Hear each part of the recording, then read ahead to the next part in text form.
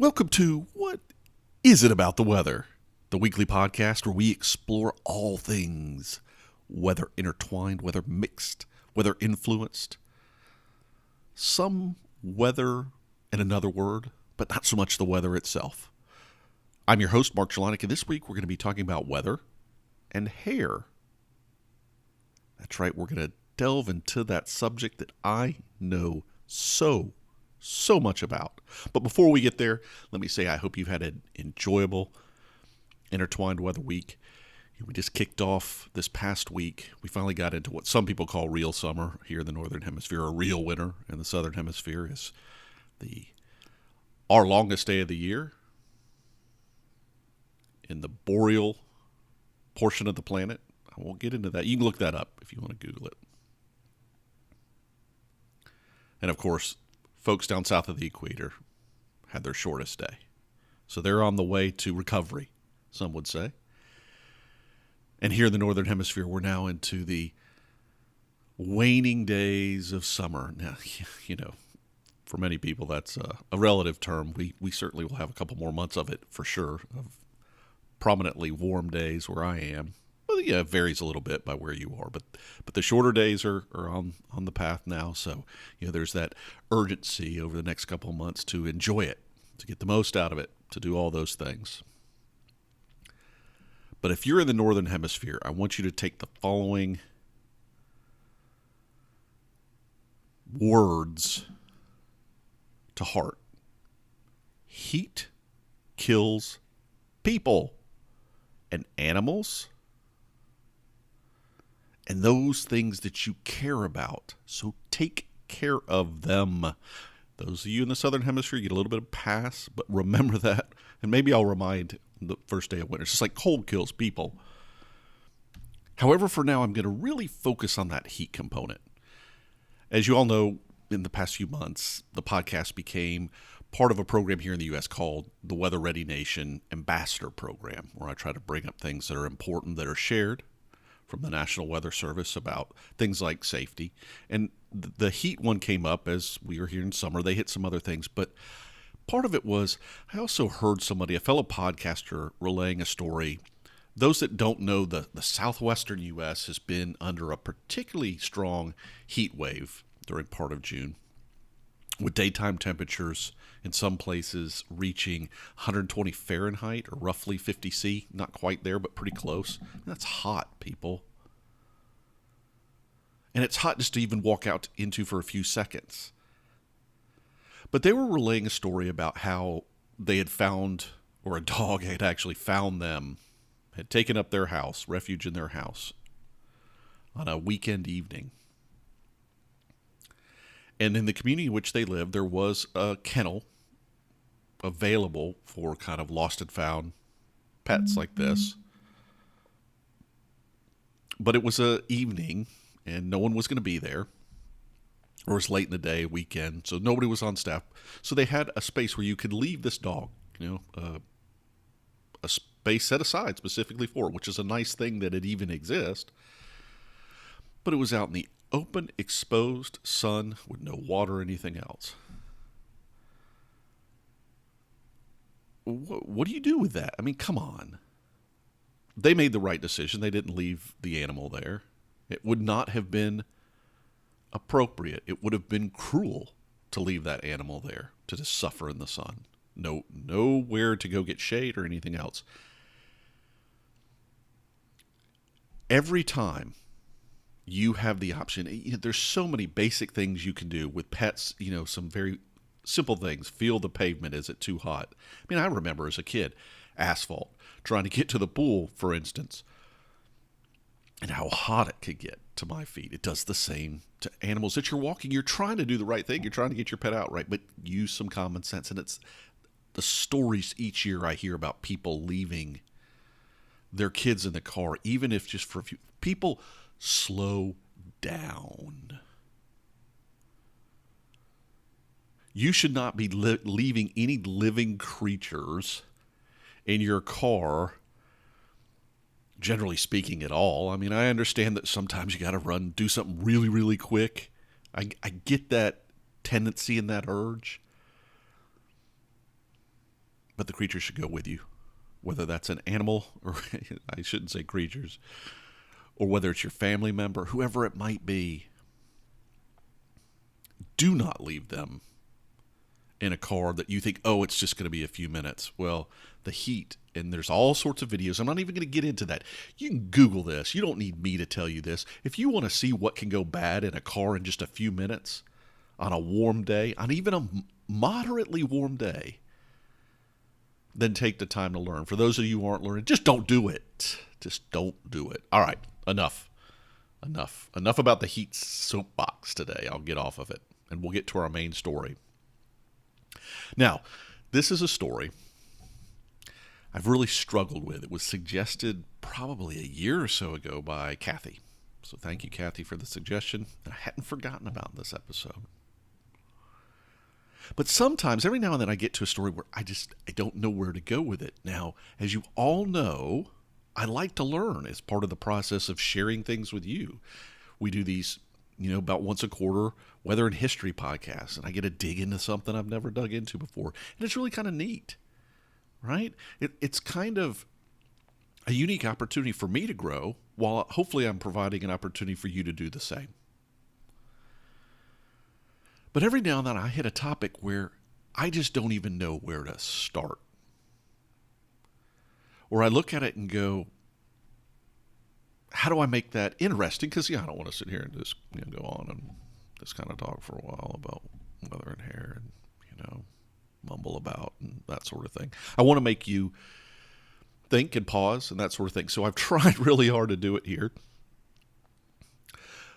But what I did in this case is I was talking to my wife, who actually has to deal with this. See, for those that, don't know me personally, you may have seen a picture or whatnot, but I'm really follically challenged when it comes to head hair. So even back in my day, back when I had hair, which seems so long ago, I generally kept it pretty simple, right? I didn't know no big things. I mean, there was probably a period where I had, more style, if you will, but overall, never been a big thing of mine. So I didn't feel like I came from a position of knowledge. Well, my wife had that knowledge.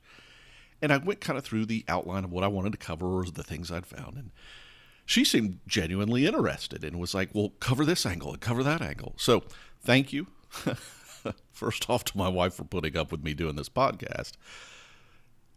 I mean, generally speaking, for the weeks upon weeks now, but also for the good advice on where to take this, and you can send her the emails. No, I'm just kidding. If there's something I didn't cover that you wanted to hear about, well, you can always let me know. And I can try to cover it again. But let's start with the basics. So I started with the exciting stuff, the electrifying stuff, the lightning.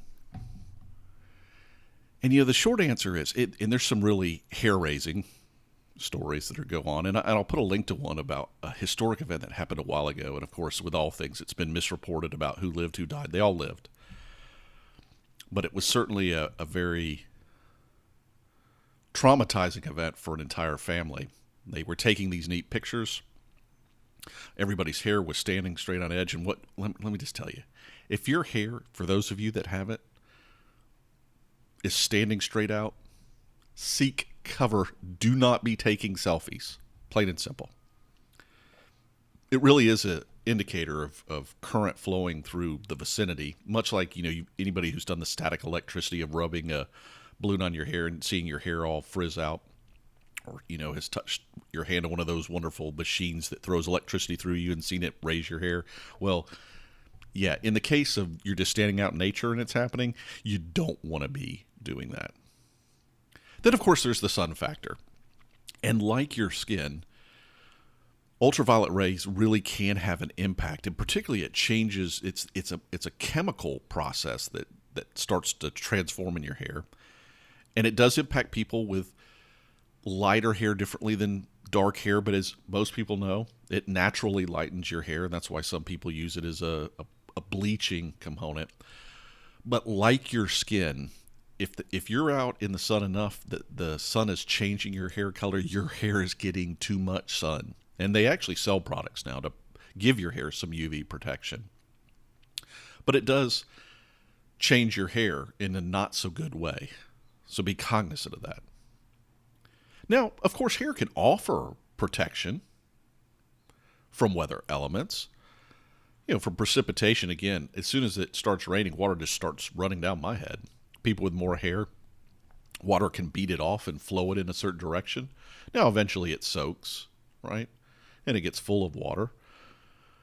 But kind of like a canopy with a tree in the beginning for a light event or something like that, if you're standing under it or if your body's under it, the skin may never feel that. Now, that also works with temperature. This tends to be more relevant for animals, and there actually have been a lot of studies. Most people know there's a lot of styling that goes on with dogs, let's say, different breeds. And people always think they're doing a dog a favor when they shave them during the summer. But more and more studies are showing that actually you may be doing your dog back to harming your dog or your pet, like leaving them out in the heat. You may be doing more harm than good when you shave them. Because hair, as a layer, it's not much different than an igloo in a cold place. It seems counterintuitive at first, maybe, on the surface, but when you walk through the physics, hair can actually create a thermal layer close to the skin that's regulated, that's in a certain range. Whereas if you shave them, that all of a sudden goes away. It exposes that skin of that animal, which isn't used to getting all that much sun, to UV rays, etc. But they lose that ability to regulate. And that's even true with humans. Some people with a lot of hair or longer hair may, on a hot day, feel that heat. But in some way, they're likely keeping where the hair is, their body temperature, at a more regulated range than if they didn't have it, for people like me. Who it just feels like my head's always on fire. Like when I've got it under a hat or whatever, I'm keeping it regulated. You take that hat off and the first instinct is, that relieves the air around it. But then that surface area is actually going to get hotter exposed to the sun.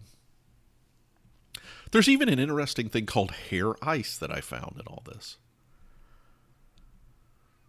Now, I had never seen it, or if I don't remember seeing it at some point in the past, I've long forgotten about it.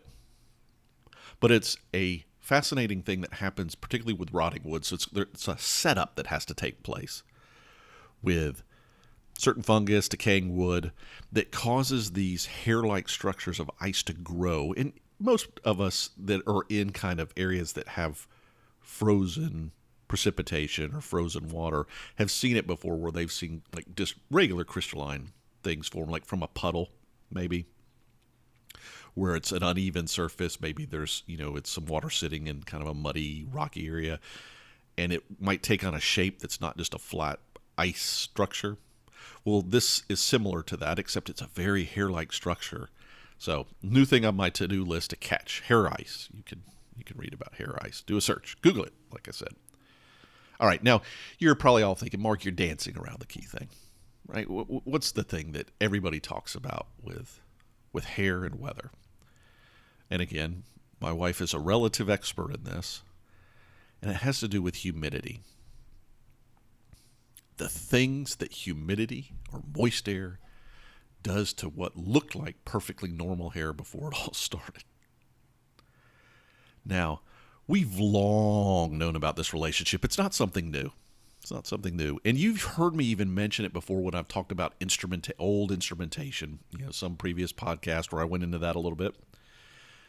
The human hair has long been used in what we call a hygrometer, which measures humidity. And actually, you can still even do that. So if you go and you can build what's called a kind of a low-cost weather station. Now, it's not scientifically, it's not going to give you precision or anything like that, but it's a great school project, and I have a link in the show notes. And one of the things they build, even now, is a hygrometer made of hair. So what's really going on? Why would they do that?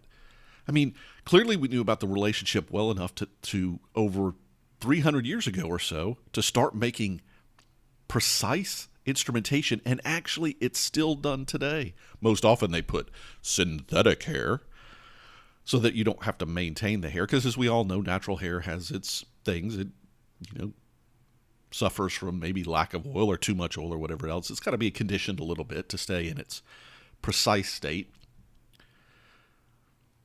So they've gone the synthetic route. kind of like synthetic oil in our cars.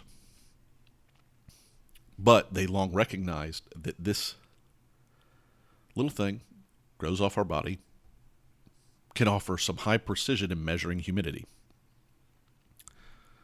So what is going on? When water and hair meet, what really is happening?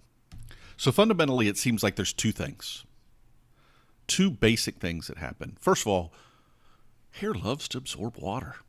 It's like a big sponge. But it can also share water with the environment. So a better way to think of it is a item that regulates itself in terms of how much water it holds, very much based on the environment that's going on around it.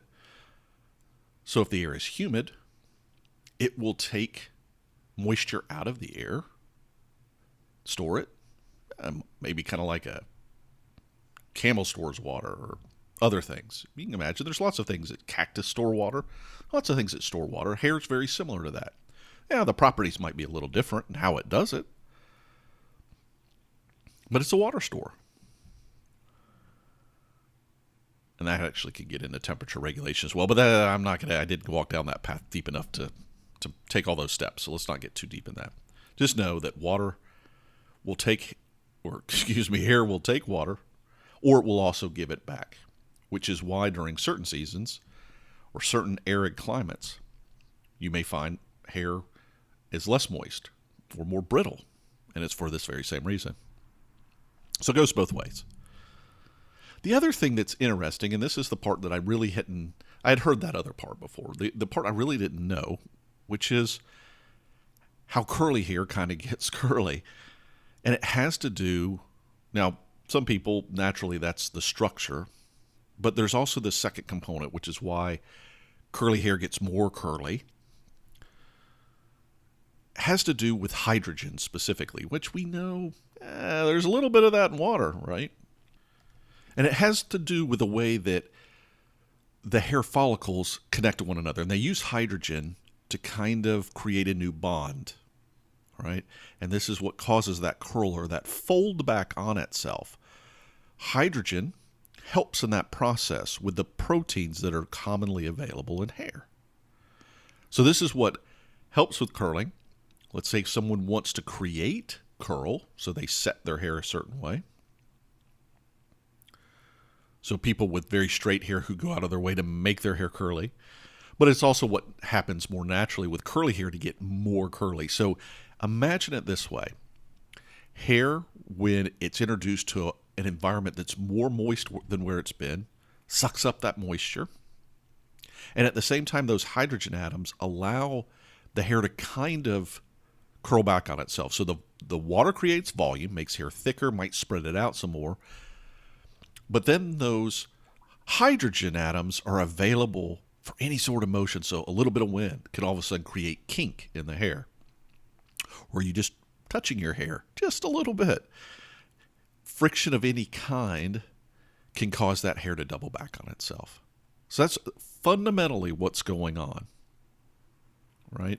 So some people, want to know how the temperature around it impacts this. Now, I will say the research shows that generally speaking, when you're out, whether it's a really hot summer day or a cold winter day, has very little impact on hair.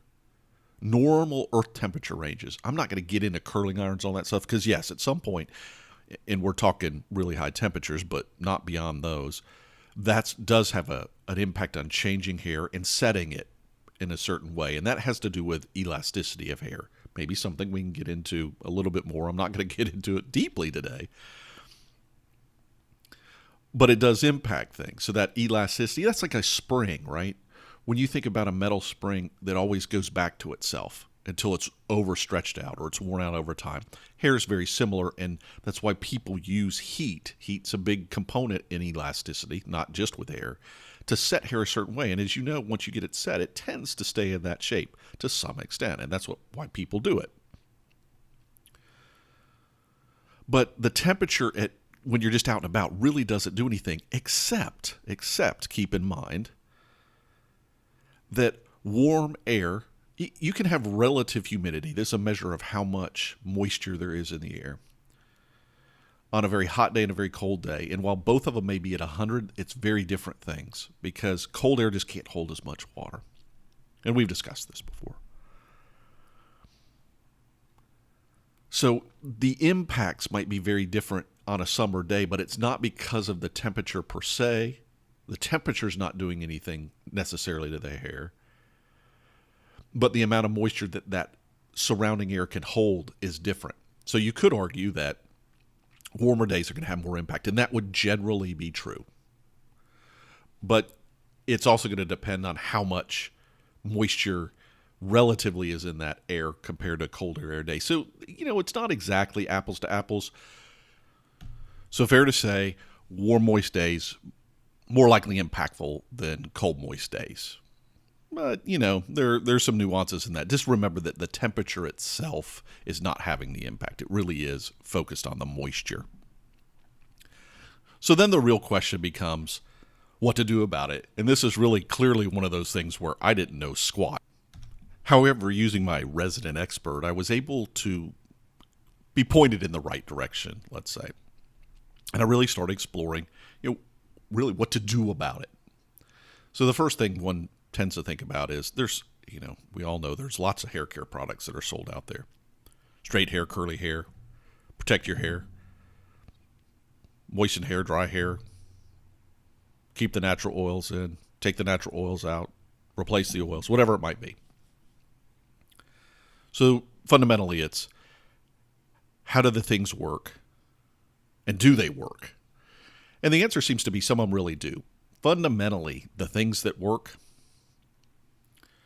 and I put one link. I saw so many just contradictory things.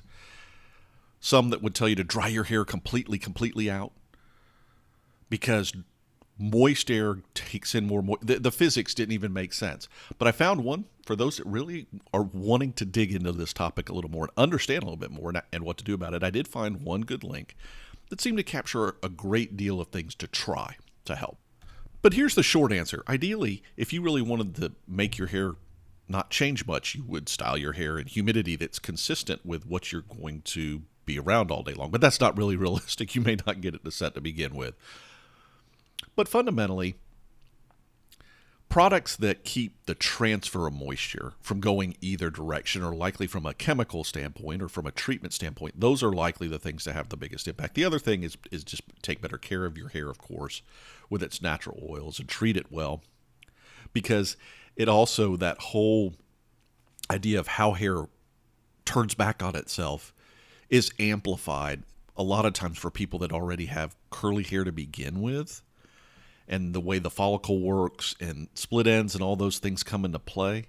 But the structure of the hair and whether it's nice and sheeny and doesn't want to double back on itself versus already having kind of some ragged edges to it does have a lot to do with how you care for your hair as well, in addition to whether you have naturally straight or curly hair.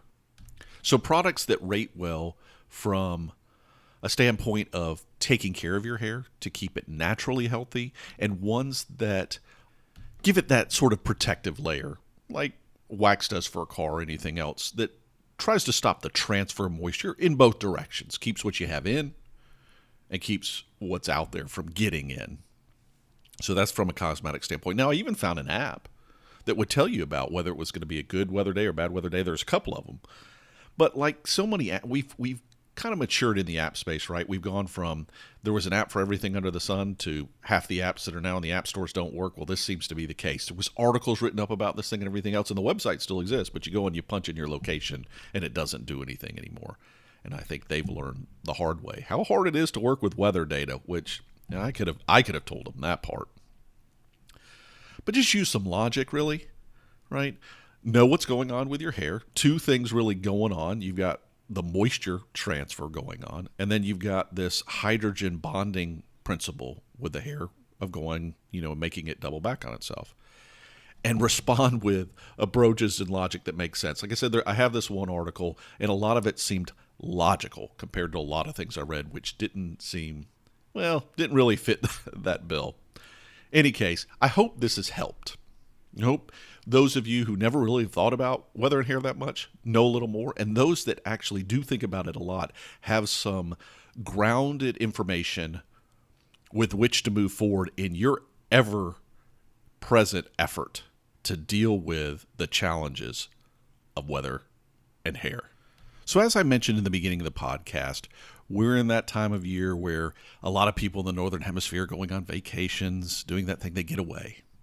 And this has some impacts on podcasts like mine as well. Doesn't mean I'm going away, but it does change. We see more kind of fluctuation in downloads and listeners and that sort of thing. But I wanted to take this time. I recently was interviewed on another podcast about podcasting. So those that are interested, I'll let you know when the actual episode comes out, which I believe is going to be sometime in later August. Or if you want to listen now, if you're interested in podcasting, it's a very good podcast. It's called Undaunted Podcast. And I'll put a link in the show notes where you can go and listen to other podcasters that have been interviewed about the goods, the bads, and all those sort of things that go along with podcasting and what we've learned. Because most of us do this not as a living, but there are a lot of people doing it. But one of the things we talk about in there is we talked about listener numbers. And I just want to say, as we end June, that we will reach a threshold that I've been aiming to get to, which is over 150 episode downloads a day, which equates to roughly 1,000 a week for those that want to do the numbers. A little bit above that because, we're not exactly 4 weeks in each month. And I just want to again say thank you. But with that means, and I discussed it in that interview, there's new things that I want to try, whether it's, doing interviews, and I've talked about this in the past and those sort of things, as well as maybe changing up the segments and how things flow and everything else. But I want to do this with you as the listeners, right? Because the last thing I want to do is see those numbers go down. But I do want to see them continue to grow. And I think that involves some evolution and some new ideas. And some of you have been very good about sharing over the time. But you've heard me mention this RSVP thing before. And I'm going to focus on it, one section of it, as we're in kind of this core summer months over the next few weeks. Because any changes that would happen would likely happen after the end of summer. But let me start with one component of the RSVP. And like I said, I'm going to go through a little bit each week, but we're going to start simply with the rate and why it matters. So you typically hear me say rate. That means going out to iTunes, leaving some stars, and writing a review if you like, although that's not important because that helps other people find it. And that's the reality. Discoverability is difficult in this day and age because there's so many people producing content. Now, I'd like to think I do good content, and I count on you guys to help me evolve the content and keep it fresh and enjoyable and educational and informative all at the same time. But for new people, and I was looking at some logs today, people have this tendency, they pull some old episodes, which I actually think is great.